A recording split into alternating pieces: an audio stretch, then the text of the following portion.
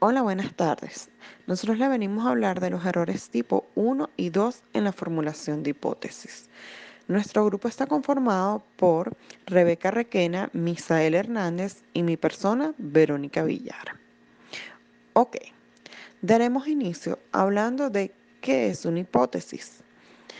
Según Rodrigo Lastra, una hipótesis es una proposición tentativa en un modo afirmativo acerca de una relación general o específica entre dos o más variables. Es decir, en la formulación de cualquier hipótesis es conveniente observar los dos criterios siguientes. Se deben expresar las relaciones entre las variables y además hacer inferencias que permitan probar las relaciones establecidas. Entre ellas tenemos dos tipos de hipótesis con las que trabajamos, que es la hipótesis nula, que es a la que se le llama así porque es la que invalida la afirmación establecida, es decir, se formula con una intención expresada de ser rechazada. Y la hipótesis alternativa, que es una aseveración de un tipo operacional que plantea un experimentador o el investigador. Esta afirmación se hace sobre la población con el fin de tomar una decisión, usando para ella la información proveniente de alguna muestra. Entonces, bien, seguimos hablándoles un poco sobre los métodos de estimación de parámetros. En ello podemos decir que la estadística inferencial se encarga de extraer o explorar conclusiones de una población a partir de la información de una muestra. Es decir, que nos permite describir ciertas variables que queremos estudiar a nivel de poblaciones. Dentro de ellas encontramos los métodos de estimación de parámetros, que tienen como objetivo proporcionar métodos que permitan determinar con cierta precisión el valor de cada parámetro que queremos analizar a partir de una muestra aleatoria de la población que estamos estudiando. La estimación de parámetros puede ser de dos tipos: puntual, que es cuando se estima un único valor del parámetro desconocido, y por intervalos, que es cuando se establece un intervalo de confianza donde caería el parámetro desconocido. Es dentro de este segundo tipo que la estimación de intervalos es donde vamos a encontrar los conceptos de los que le hablaremos hoy, que son el error tipo 1 y el error tipo 2. Bien, en una prueba de hipótesis, la toma de decisiones se halla sujeta a los datos recolectados a través de un experimento o de una muestra que se hace aleatoria, por lo que es posible cometer estos dos tipos de errores que pueden llevar a una pérdida sustancialmente diferentes. Bien, entonces comenzamos con el error tipo 1, que podemos decir que es el rechazo a una hipótesis verdadera, y el error tipo 2, que es el no rechazar una hipótesis falsa. Entonces, ¿qué es el error tipo 1 y el error tipo 2? Que podemos cometer cuando en una investigación estamos ante la formulación de una hipótesis estadística, como la hipótesis nula o la hipótesis alternativa, es decir, cuando estamos realizando estas pruebas de hipótesis. El tamaño de estos dos tipos de error se define como la probabilidad de que cada uno de ellos pueda ocurrir. Al término A, que vendría siendo alfa, se le llama el nivel de significancia de la prueba. Generalmente se le asignan los valores 0.10, 0.5 o 0.01 y se determina al inicio de la investigación. AR, que se le denomina beta, es la potencia de la prueba. Es decir, debido a que la relación existente entre las hipótesis, tenemos que los dos tipos de errores se hayan relacionados. Al controlar el tipo 1, automáticamente se controla el otro para un tamaño de una muestra dada. En la práctica, se busca trabajar con errores pequeños del tipo 1, Es decir, se puede tomar como el error el más serio de rechazar, que sería el HO. Cuando es verdadera, que no se puede rechazar, porque cuando es falsa, en el peor de los casos se queda uno con el HO, porque como ya se mencionó, no incluiría nuevos riesgos o cambio alguno. Esto último debe tomarse con ciertas reservas, dependiendo del problema en particular que este esté trabajando. Ok, como hemos visto, la estimación por intervalos se basa en una región crítica a partir del parámetro de la hipótesis nula, que es la HO, que planteamos, así como el intervalo de confianza a partir del estimador de la muestra. Es decir, el objetivo es establecer un intervalo matemático donde caería el parámetro que queremos estudiar. Para ello, se deben realizar los siguientes pasos. Primero, formular la hipótesis. ¿Cómo la formulamos? El primer paso es formular la hipótesis nula y la hipótesis alternativa.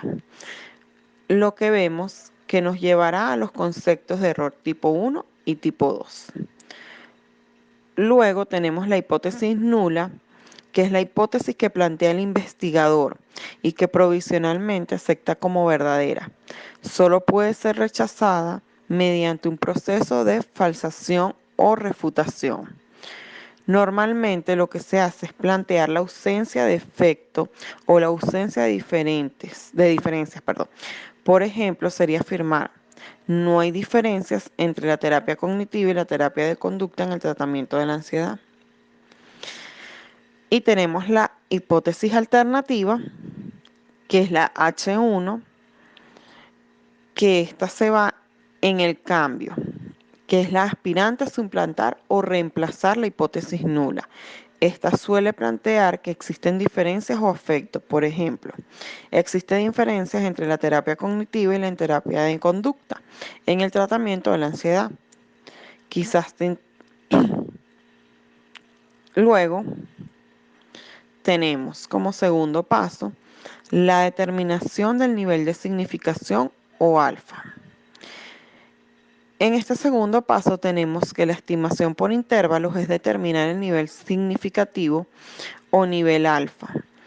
Este lo fija el investigador al inicio del proceso. Se trata de la probabilidad máxima de error que aceptamos cometer o rechazar de la hipótesis nula. Suele tomar valores pequeños tales como 0.001, 0,01 o 0,05. Es decir, sería el tope o error máximo que estamos dispuestos a cometer como investigadores, cuando el nivel de significación vale 0,05, que sería el 5%. Por ejemplo, el nivel de confianza es de 0,95, que vendría siendo el 95%. Y los dos suman 1, que vendría siendo el 100%. Una vez establecemos el nivel de significación, pueden ocurrir 4 situaciones que se produzcan, que pueden ser 2 tipos de errores, y es aquí donde entra el error tipo 1 y el error tipo 2, o bien que se produzcan 2 tipos de decisiones correctas, es decir, las 4 posibilidades son: decisión correcta, que sería 1, alfa, que consiste en aceptar la hipótesis nula siendo esta verdadera. Es decir, no la rechazamos, sino que la mantenemos, porque es cierta. Matemáticamente se calcularía de la siguiente forma: 1 menos A, donde A es el tipo de error 1 o nivel de significación. Luego tenemos la decisión correcta, que sería 1 menos beta. En este caso, también tomamos una decisión correcta, pero consiste en rechazar una hipótesis nula siendo esta falsa. También se llama potencia de la prueba y se calcula 1 menos B, donde B es el error tipo 2. Bien, entonces, ninguna prueba de hipótesis es 100% cierta, puesto que la prueba se basa en probabilidades. Siempre existe la probabilidad de llegar a una conclusión incorrecta. Cuando usted realiza una prueba de hipótesis puede cometer dos tipos de errores, que son el 1 y el 2. Los riesgos de estos errores están inversamente relacionados y se determinan según el nivel de significancia y potencia de la prueba.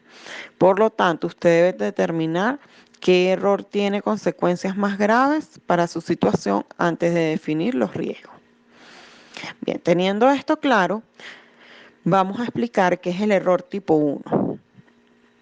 Ok, el error tipo 1, también llamado alfa, se comete al rechazar la hipótesis nula, siendo esta verdadera.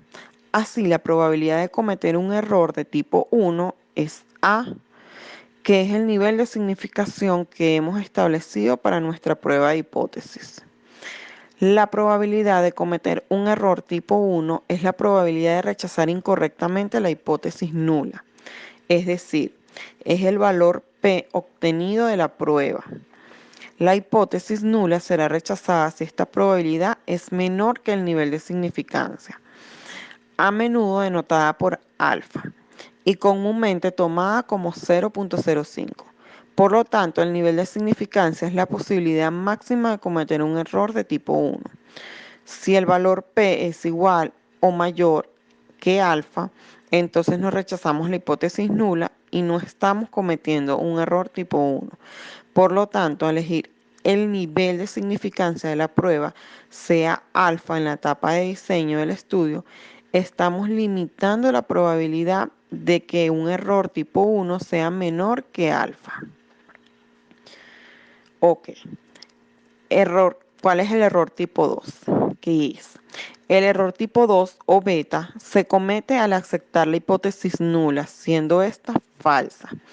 Es decir, la probabilidad de cometer un error tipo 2 es beta y depende de la potencia de la prueba, 1 menos b. Para reducir el riesgo de cometer un error tipo 2, podemos optar por asegurarnos de que la prueba tiene suficiente potencia. Para ello debemos asegurarnos de que el tamaño de la muestra sea lo suficientemente grande para detectar una diferencia cuando ésta realmente exista. La probabilidad de cometer un error tipo 2 suele designarse por beta, que es cuando no rechazamos la hipótesis nula, sino que la nula es la falsa. Deberíamos decir que el valor de beta lo consideramos aceptable en la etapa de diseño del experimento. Y beta se ve afectado por una serie de factores, uno de los cuales es el tamaño de la muestra. Cuando mayor sea el tamaño de la muestra, menor será el beta. Bien, ahora le doy el paso con mi compañero Misael. Sí, bien compañeros, saludos. Mi nombre es Misael Ramón Hernández, un gusto poder hablarles a través de este medio. Yo voy a hablarles un poco más acerca de lo que es la hipótesis, un poquito más.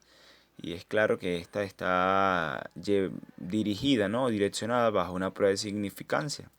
Esta va definida por una hipótesis alternativa y una hipótesis nula, un nivel de significancia estadístico y una toma de una muestra. Claro, para saber esto necesitamos entonces conocer los conceptos de la hipótesis alternativa. Y no es más que aquella hipótesis que plantea opciones distintas de trabajo y de investigación. Por lo menos podemos decir que la hipótesis de investigación es el bajo puntaje obtenido en la prueba del producto del tiempo de ejercitación. Y la hipótesis alternativa entonces nos va a aportar algo más. El bajo puntaje en la prueba fue producto de faltas o fallas en la elaboración de la misma. Ella produce otra, o plantea, mejor dicho, distintas opciones que en el caso pueden darse para la hipótesis. No obstante, también tenemos la hipótesis nula. Esta es la que niega los supuestos en la hipótesis de investigación. Por lo menos, el tiempo de ejercitación no tuvo influencia en el bajo puntaje obtenido en la prueba. Pero la otra dice, la hipótesis nula también, no existirá diferencia entre el puntaje del grupo A y el puntaje obtenido por el grupo B. O sea, es claro, niega siempre el supuesto de la hipótesis, y en el caso de comparación de grupos expresa que no existen diferencias significativas entre los resultados obtenidos. Este es el caso de la hipótesis nula. Por eso llegamos a una resolución de que aceptar una hipótesis falsa, conocido como un error tipo A, o rechazar una hipótesis verdadera, conocido como un error tipo 1 o error tipo 2, va influido de acuerdo al grado de significancia que éstas promueven según el valor estadístico. Por ende, para evitar este tipo de errores, nos llegamos a preguntar qué se debe hacer en este tipo de errores. Pues 4 opciones. Tener una muestra de probabilística representativa, inspeccionar cuidadosamente los datos, seleccionar las pruebas estadísticas apropiadas y tener un mayor conocimiento de la población. Y así entonces poder tener una validez de nuestra hipótesis y que sea fiable. Es por eso que en un ejemplo palpable es que tal vez usted puede considerar a lo falso verdadero y puede tomar esta hipótesis como siendo falsa, la puede tomar como verdadera, o siendo verdadera la puede tomar falsa, y es el error común que sucede en este tipo de casos.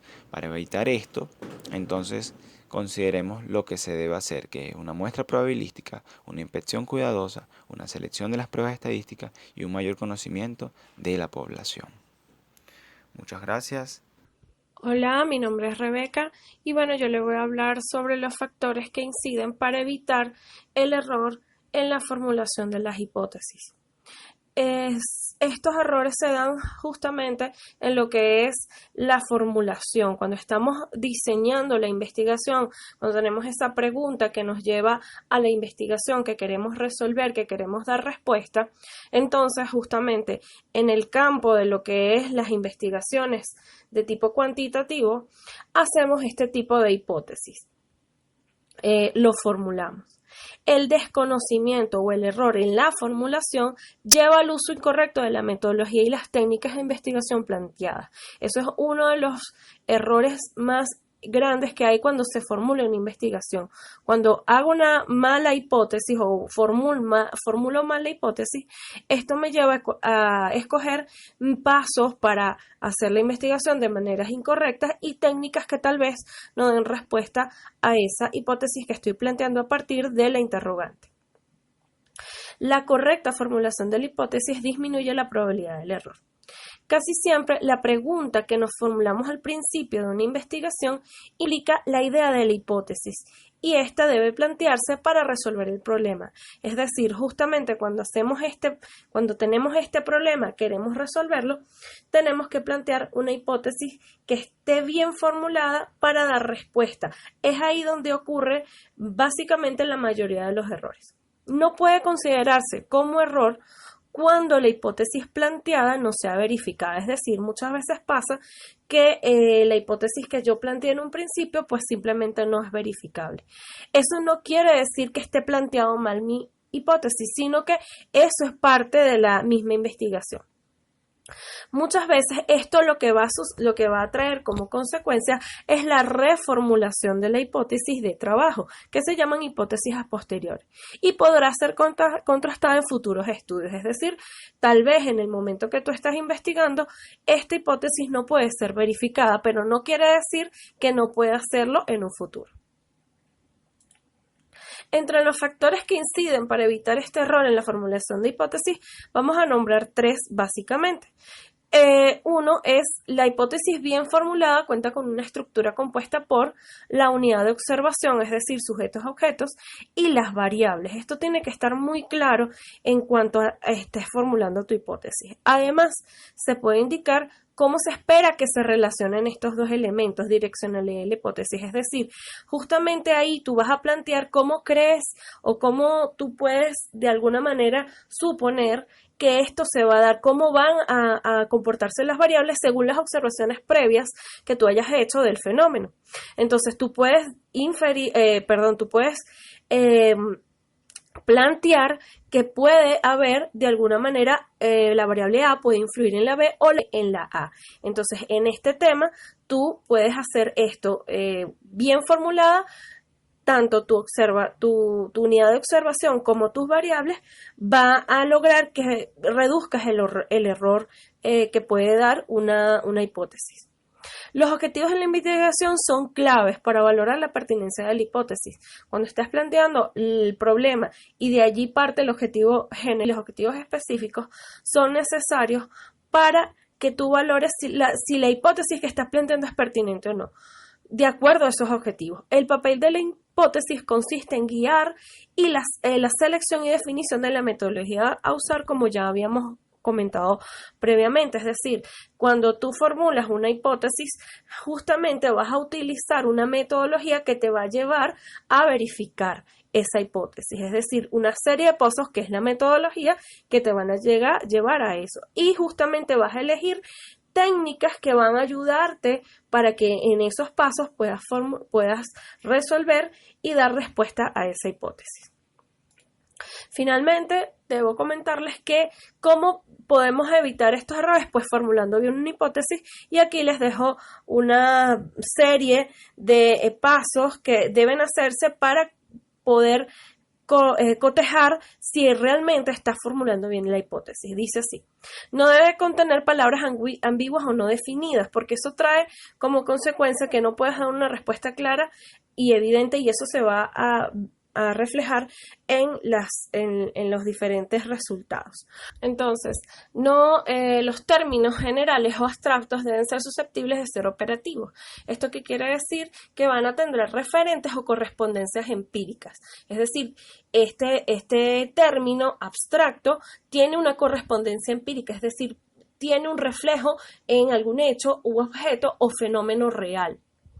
Los términos abstractos que no tienen referente empírico no deberían ser considerados, es decir, cuando tú las formulas no deberías colocar estos términos porque no son susceptibles de ser observados o que tengan un referente empírico, es decir, real, fáctico. Cuando sea posible, como cuarto, cuando sea posible, debe formularse en términos cuantitativos. De esta manera, la hipótesis puede dar referencia a eso que estamos planteando.